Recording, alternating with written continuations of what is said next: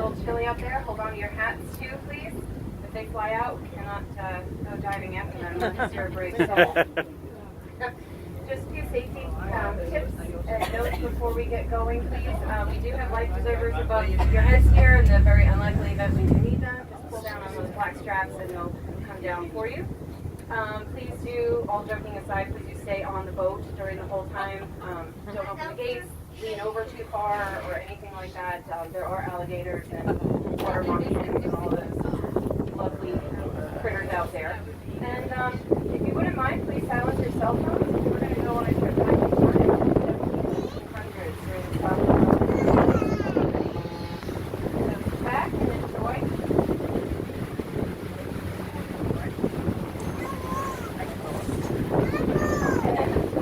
So as we get going here down BrookGreen Canal, I'll tell you a little bit about BrookGreen Gardens itself.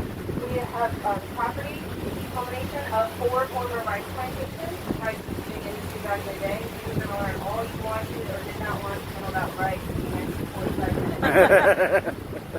I will give your ears a break every now and then.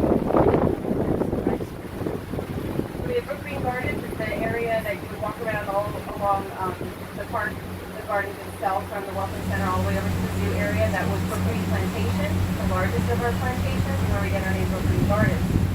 To the north, to your right, is Springfield Hill Plantation, and to your left, to the south half, is Gulf Plantation property. So all told, it's 9,127 acres. It is all a nature and wildlife preserve today.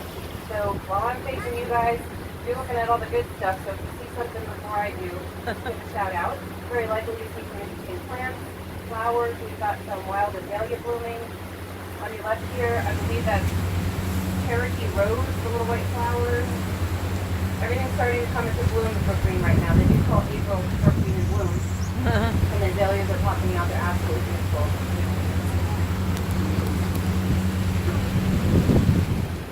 Have a little bit of sun, so there won't be too bad for this hour.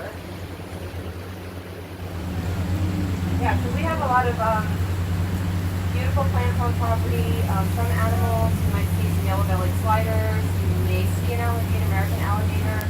Not sure, it's a little cold today, but if you see something, please make a shout out. Been seeing some turkey vultures as well, and great herons, egrets, cormorants, and pincas, which look very similar, those two birds. The black birds that they fish around, one just has a longer neck, so if you see one of those, I'll definitely point that out to you too. So how did BrookGreen Gardens get started? Well, in 1930, an amazing couple came down from New York looking for a better climate and a place to build their winter home.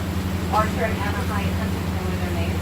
She was a world-renowned sculptor, and he was a poet, a philanthropist, and a scholar. So they were a pretty awesome couple. They moved down here, purchased these properties. She had actually been diagnosed with tuberculosis too, and so the doctor recommended she seek a warmer climate for the winter. So that sparked their trip down here. And they quickly realized once they bought this property that everything was so beautiful and rich in history that they wanted to preserve it for the rest of us. I think that's one of the things that was up on the dock. Yeah. And the large size version, the real size version of the rice trunk is on your left that we talked about on the dock. The tide's flowing in and out, those panels would open up. This is not managed. The water just goes through to that rice field on its own. We don't hold the trunks up or anything anymore. We're at the back of BrookGreen Gardens, Sculpture Gardens, and still BrookGreen Plantation property back in the day. And you might want to note these bald cypress trees on your left. These are smaller or younger bald cypress trees. At the bottom, you see the little knobby things. Those are called cypress leaves. That's part of their root system. Those can actually grow up to about 6 feet tall. The whole tree can grow up to over 130 feet tall and 8 to 10 feet wide. And so we're going to get back to those bald cypress when we talk about the clearing out of this area and the bald cypress swampy forest that we had to clear out for to make the rice fields. So imagine those 10 feet wide, as far as the eye can see, having to be cleared out of those fields to plant rice. It's a pretty amazing feat that they did. We'll be traveling on 3 natural creeks today. We're on BrookGreen Creek right now. These are freshwater tidal creeks. So they do rise and fall with the tide twice a day along, with the ocean, but we're about 3.5 hours behind the ocean's tide. The water changes at that tide. These creeks are about 10 to 14 feet deep regular, and then they'll fluctuate with the tides again another 3 to 6 feet approximately. And although the water gets pushed up through Winyah Bay and up through creeks about 40 miles inland, the whole effect of the tide can be seen as far as 40 miles inland. We don't see the salt water here. So the salt water is heavier than fresh water, and so it just sort of forms a wall right after the bay. It just pushes the fresh water back upstream where we are, but the salt water doesn't make it up here. And the rice needed to grow in fresh water, so this was a perfect spot for that.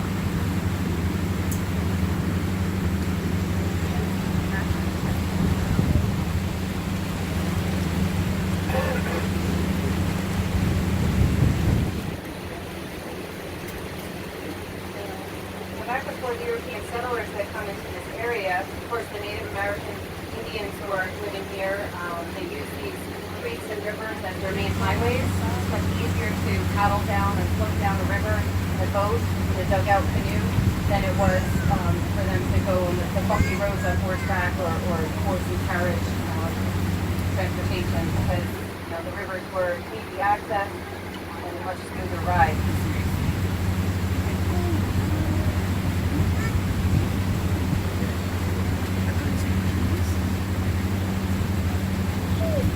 Map of the area, you'll see names of our waterways and places like Winyah Bay or the Pee River, the Waccamaw River, Chicora, Real Estate even. These are all named after the Native American tribes that lived here before the settlers began to push them out. They're all named after those tribes, and the Waccamaw tribe actually still do have tribal grounds near here still, out of the town of Painter, which is about half hour northwest of here. They do hold a powwow every fall, so if you want to, if you're local or want to come back in the fall time, you can visit their festivities and powwow.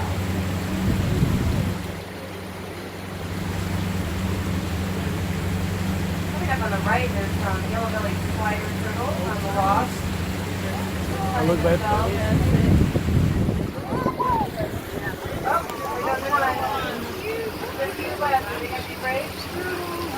They're not showing off their bright colors here, but likely if they're out, we'll see some more.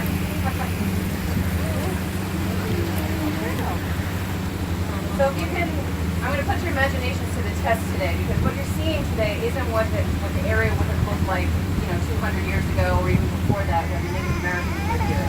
So all of this would have been, when the Native Americans were here, dense forest.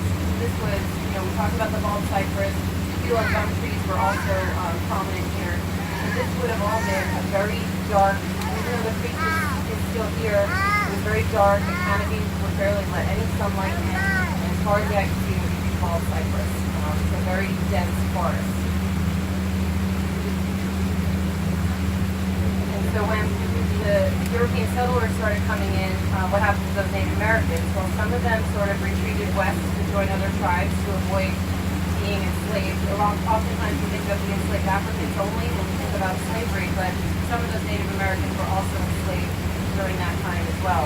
And many of them also died from European diseases that were brought over by these settlers because they hadn't been exposed to these illnesses before, and so they had no immunity to them, and oftentimes they died from those diseases as well. So that's unfortunate.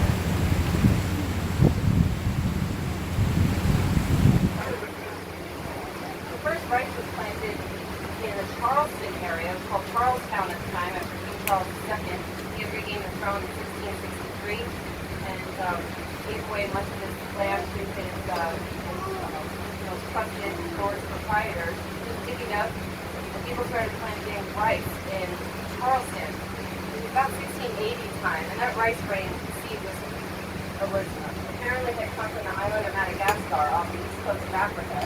Because there was a ship that had come into Charleston area, or Georgetown, sorry, I forget which town, probably Charleston, and needed some repairs on the ship. And in order to pay for those repairs, he paid with rice seed. And so They were told that this was a good area to grow the rice. They tried it and quickly realized that it was actual prime location for that industry. And so just 2 decades later, they were already growing enough rice to export. So by 1700, it was already an up-and-coming, thriving industry.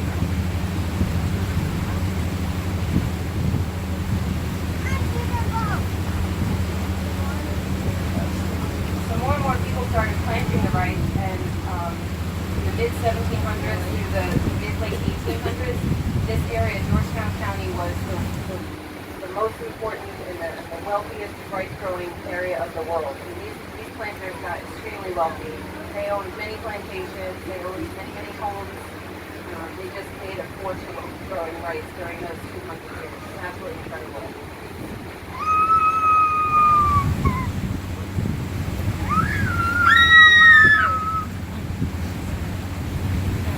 And then they saw a scary turtle.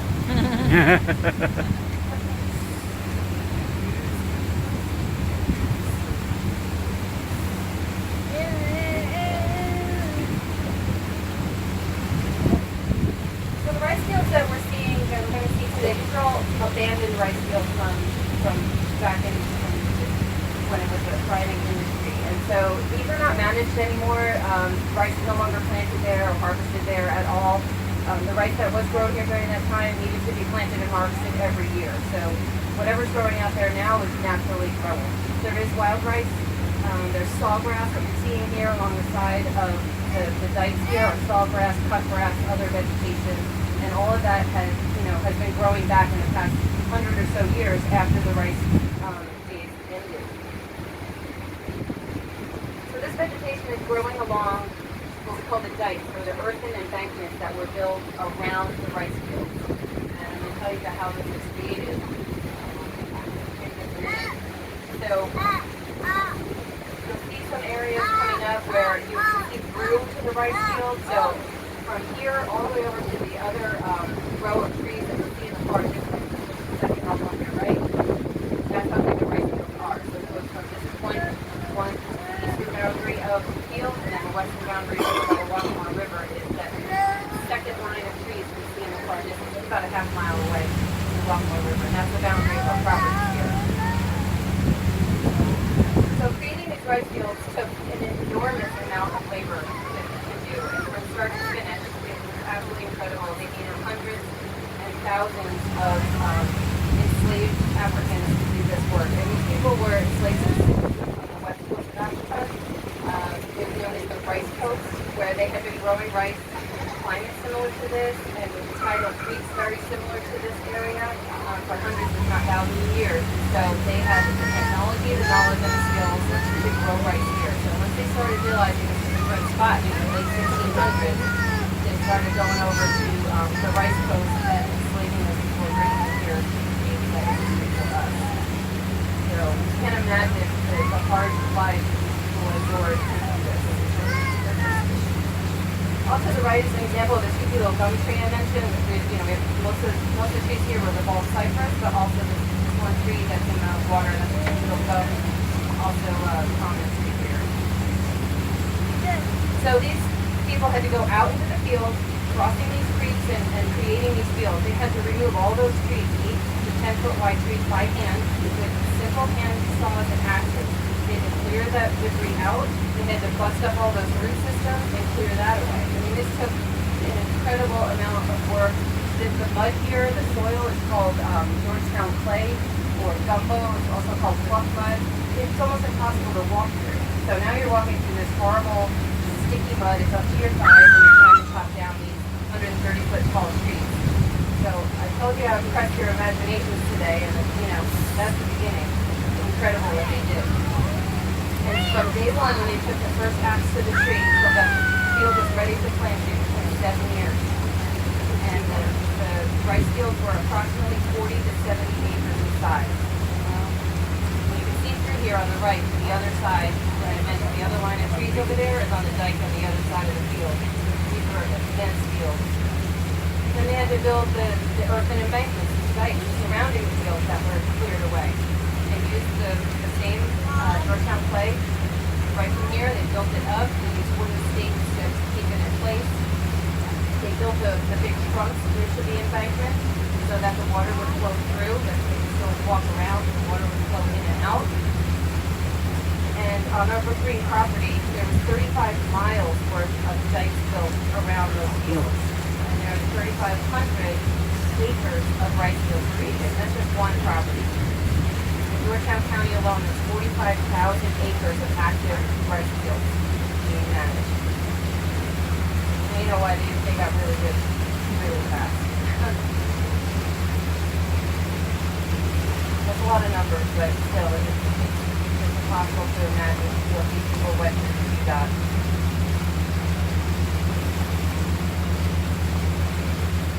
It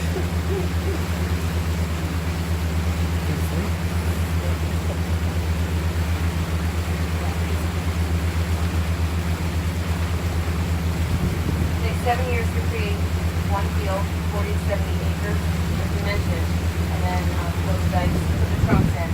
Later on, we're going to tell you actually how they planted and harvested the rice and milled it down.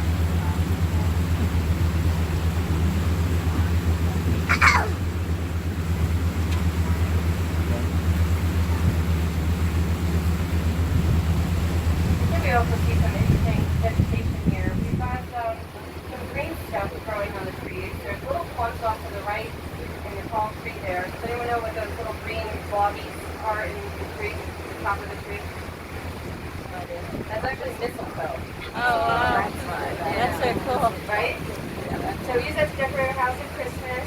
But back in the day, they also used it to decorate their house at Christmas. But how are you going to get it? You have to get up there. They would just blast those suckers out with a shotgun and collect them on the ground. The other stuff, I don't know if you've spotted any, but we do have some Spanish moss here. It's really hard to find. I'm being sarcastic. With all that fluffy stuff hanging off the trees. The Native Americans called it tree hair, which I think makes a lot more sense than Spanish moss because it's not Spanish, it's not a moss. Tree hair sounds about right. So it's not moss. It's just an air plant, so it's not hurting the tree at all. It's just hanging out, literally. It gets all its nutrients and moisture from the air itself, and really just doesn't bother the tree at all. It's not a parasite, whereas the mistletoe is a parasite, where it does take some nutrients and stuff from the host tree itself. It doesn't kill it, but it does benefit from that host tree. What's the sailboat? So you're probably noticing straight ahead of us is a fence, the creek. We're not going to go through the fence. We're going to turn around soon and go back up. We are on Oaks Creek right now, the third of our creek traveling on today. The fence is there because this is the western boundary of our property, and that's the Waccamaw River across the fence there. So the creeks run into Waccamaw, and we do have the fence there. Remember, we talked about we are a wildlife preserve, and so we need to make sure that all of our plants and animals are protected and have a safe place to be. So we sort of keep out any potential watercraft or people coming in to hunt and fishing on the property is not allowed. Oh, I saw some one-way tickets in my stack. Who's getting out here? Somebody? All right.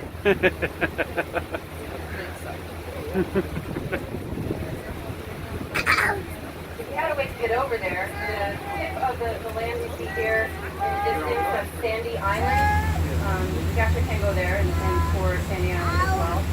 It's not part of our property, but it is a river island in the Waccamaw River. It's 6 miles long, about 4 miles wide, and it's an interesting island because on the northern part of the island, they have about 9,000 acres of wildlife preserve. So that's the same property size that BrookGreen Gardens is. And we were 9127, so we beat them a little bit. They have 9,000 acres of wildlife preserve as well. And on the southern end of the island live about 85 people. And these people are the direct descendants of enslaved Africans who had lived and worked and created the rice fields on Sandy Island. So they're direct descendants of those guys. So they live there today. Back in the sun. There's no bridge or ferry to get out there. You need a boat to travel back and forth. Little kitties, they take a school boat I can definitely back and tell the forth difference. to school. To the mainland. That's pretty cool, right? That's what gets us up. Some of our trips we see the boat going back and forth. There's a fire engine on the island. store, nice library, but no bridges or ferries to take you over there.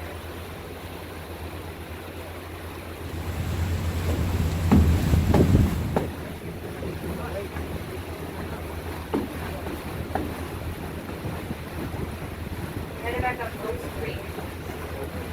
Waccamaw River is makes it part of the Intercoastal Waterway, so that connects pretty much from New Jersey all the way down to Florida, connecting canals, bays, rivers, all kinds of stuff. It was created, it was completed in the 1930s time, and is today managed by the Army Corps of Engineers. And so you cross over the Intercoastal Waterway on 501 or down by Georgetown there, so all been near it, on it, fun stuff. If you have a boat and you're near 501, you can take your boat up Intercoastal and hang out at the boathouse. See free fun and cover on Sunday.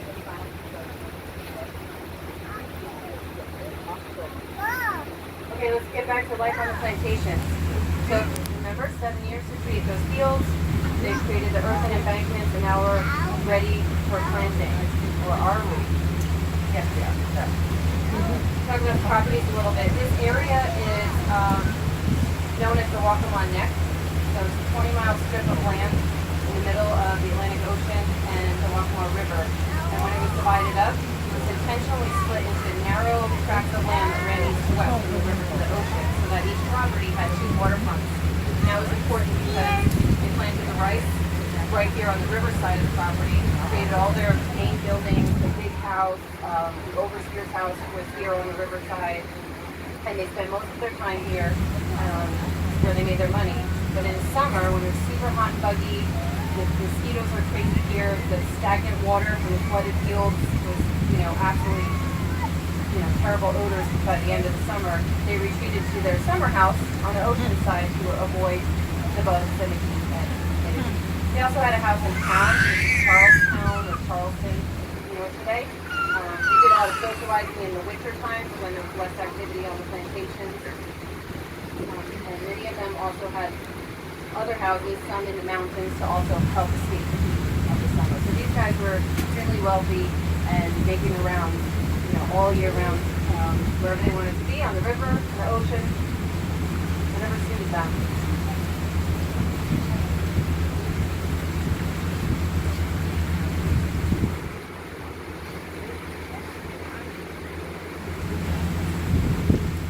Riding alongside of Oaks Plantation, and coming up shortly, you're going to see sort of the area where that plantation house would have been, and their main building from the Oaks site would have been, and I'll point that out to you when we pass that. There was a few famous Alstons that had lived there. The Alston family also owned part of BrookGreen. Alstons, the flags and the wards were from BrookGreen. Many generations of Alstons lived on the Oaks property. And the most famous of those is Governor Joseph Alston, who's 4th generation, and his wife Theodosia had lived here in the 1800s. They had a special story. They had a nice brief romance before he proposed to her 2 months later, and she had accepted. She moved down here from New Jersey. She was the daughter, the only child of Aaron Burr. You remember her? So her name is Theodosia Burr. And she was very close with her father because her mother had died and she was only 10 years old. He brought her up in the best that New York society could offer.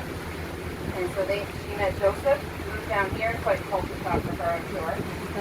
They were blessed with a son, Aaron Burr Alston, and unfortunately, tragedy number 1 for this family is that he did get malaria that summer of 1812, as he passed away when he was only 10 years old. So, devastated, Theodosia hit to the boat to go visit her father, and she was very close with him, and she missed him. She's living here, and he's living in New York.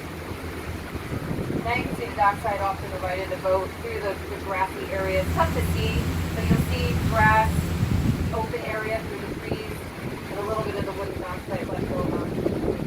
2 little interpretive signs through there. But that's where she ordered a boat, in December of 1812, 6 months after her son passed, go down to Georgetown, and then take a boat up to see her father. She boarded a ship called the Patriot, and she was lost at sea.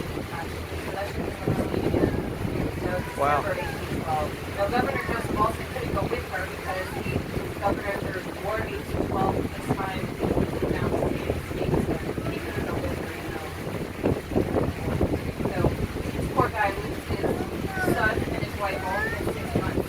He just completely lost it and was so devastated that his health deteriorated. He lost all the world to live and he passed away. Very brief end to his predicament that side of the house. It's a very sad story. We do offer an Oaks excursion where you can learn a lot more about the Austin family and learn more about the Oaks Plantation. We're going to take that excursion.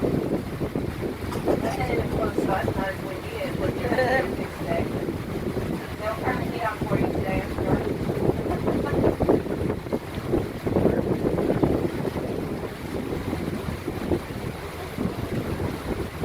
So rice was planted in the fields around mid-March time, so the fields were prepared and plowed and prepped for planting right before March. And this was pretty much the only time of year where they could possibly use animals in the fields to help them plow, but mostly they had to do it by hand because that mud is just so sticky and thick and you could sink down into it. The animals would also sink down. They could fit them with mule boots, similar to the snowshoes for us. They put these wooden planks on the mules to help them not sink down, but it was rare that they were able to keep the animals out in the fields to help do that. So much of this was done by hand. The men did a lot of the clearing of the fields and taking the debris away, but it was actually the women who did most of the hoeing, the planting, and the harvesting. For African tradition, that was considered women's work, and so they did all of that. So in order to do the planting, they would dig trenches about 12 inches apart, the whole 40 to 70 acre field, and then one by one these seeds had to be planted. So you can imagine how tedious this was and backbreaking. And they would put a little indentation with their heel. There's a gator straight ahead. We have a little alligator here on our left. Coming up the left side of the road. He's in the grasses, so Oh, wow. camera's ready.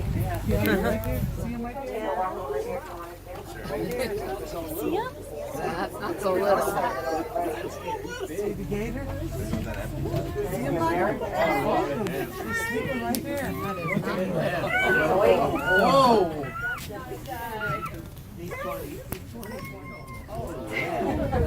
Not little. That's not a baby. And it's not a statue, by the way. It's not part of not statue, sculpture, I apologize. Yeah, I see. So that is an American alligator. We do not have crocodiles here. There's probably a male, it's a little bit longer. The only way you can really tell the males from the females are that the females are smaller in length. They usually get to be about 8 feet, and the males can get up to 10, sometimes 14 feet, 1,000 pounds. So that was likely a male, but I don't know. We have about 200 on property. Some of the little ones are actually in the gardens and in the ponds and fountains that we have there. When we get to be too big, they are relocated out here. So you're never going to see one like that. Likely shouldn't in the garden. Their lifespan in the wild is about 30 years. In captivity, they can live to 60, 70 years, not more. We've got one in our zoo who is, I'm told, more than 65 years old. His name is Cowboy. And if you go into the zoo area, you might see him hanging out. Hurricane Florence sort of relocated him involuntarily. So he was in one pond, and then with the flooding, he sort of made his way to the bigger pond. I think they brought him back to the bigger pond. So he's still with us, but he got out with all of our high flooding. The alligators are cool because so they're reptile. They're cold-blooded, or what's called exothermic. They need the atmospheric temperature to help regulate their body temperature, and that's important for them so that their bodily functions, do their thing. So even for digestion, they need warmth to activate those digestive enzymes, and so that's why they don't eat much in the winter. They don't hibernate completely, but they don't eat very much or if at all during the winter because it's too cold. as far as reptiles go, they're a little bit maternal too. So the mothers, they dig a little hole with their back feet, and then lay about 30 eggs or so. And in a couple months that they hatch, and when they start hatching, they chirp a little bit. They make little noises, and that alerts her to open up the nest so the babies can come out. And she'll feed them and take care of them for about 2 years after that, which is unusual for a reptile. They might ride on her back down to the creek. She might pick them up in her mouth and carry them somewhere. So the turtles don't do that for sure, but the alligators are interesting that they care for their young a little bit after they're born.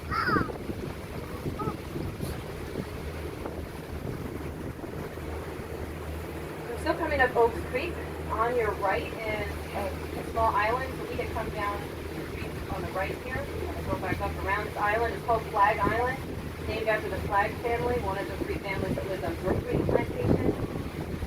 And the rice fields and the islands were often named and or numbered so that they could monitor the production happening from each field. So they all had names and or numbers to go along with. Another turtle there on your left on the log. Just sort of camouflaged in there. So the ladies are planting. They make a little depression in the soil with their heel, drop a seed in there that they kind of roll around in the mud to give it some weight. Drop a seed in there, cover it up with their toe, and then they just sort of work in rhythm all the way down all the ditches, all the trenches that they've dug out for the seeds. So it takes them many, many days to plant one field, as you can imagine, because you're doing this one by one, and about a week to plant one field. And that's when we got another guy up here on the left. All right. Oh, wow. These alligators are interrupting my story. There's a smaller one on the left here. It's either a young male or a female. Smaller. I've not seen one in this. Oh, there he goes. He will come back. He said, I'm Whoa, look at the side. no pictures, please. Give him a good side.